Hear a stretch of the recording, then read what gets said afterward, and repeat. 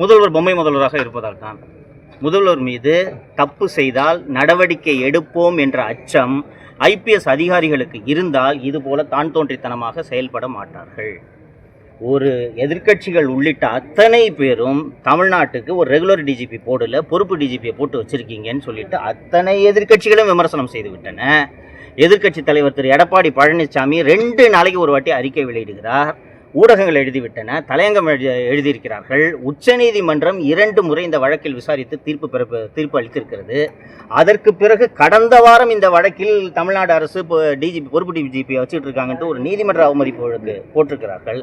அப்படி இருந்தும் இன்னைக்கு வரைக்கும் ரெகுலர் டிஜிபியை போடாமல் பொறுப்பு டிஜிபியை வச்சுக்கிட்டு இருக்கிறாங்கன்னா இந்த முதல்வர் எந்த அளவுக்கு ஒரு கையாலாகாத பொம்மை முதல்வராக இருக்கிறார் என்று நீங்கள் புரிந்து கொள்ள வேண்டும். நீங்கள் எல்லாருமே பத்திரிகையாளர்கள், உங்களுக்கு தெரியும்.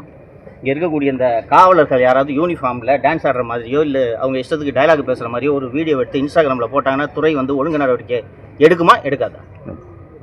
ஆனால் ஒரு ஐபிஎஸ் அதிகாரி மசில்ஸ் இப்படி மடிச்சுக்கிட்டு ட்ரோன் ஷாட் வச்சு வீடியோவை ரெகுலராக இன்ஸ்டாகிராமில் போட்டுக்கிட்டு இருக்காரு. இந்த வருண்குமார், திருச்சி எஸ்பி செல்வநாகரத்னமோ என்ன நடவடிக்கை எடுத்துட்டாங்க? அவங்க மேலே பதவி உயர்வு தானே கொடுக்குறாங்க. ஸோ செல்வி ஜெயலலிதா அவர்களோ கருணாநிதி அவர்களோ ஏன் எடப்பாடி பழனிசாமி அவர்களோ முதல்வராக இருந்தால் இந்த அதிகாரிகளுக்கு அச்சம் இருக்கும். முதல்வருக்கு நம்ம பண்ணுற தப்பு தெரிஞ்சிடும், நம்ம மேலே நடவடிக்கை எடுப்பாங்க அப்படின்னு.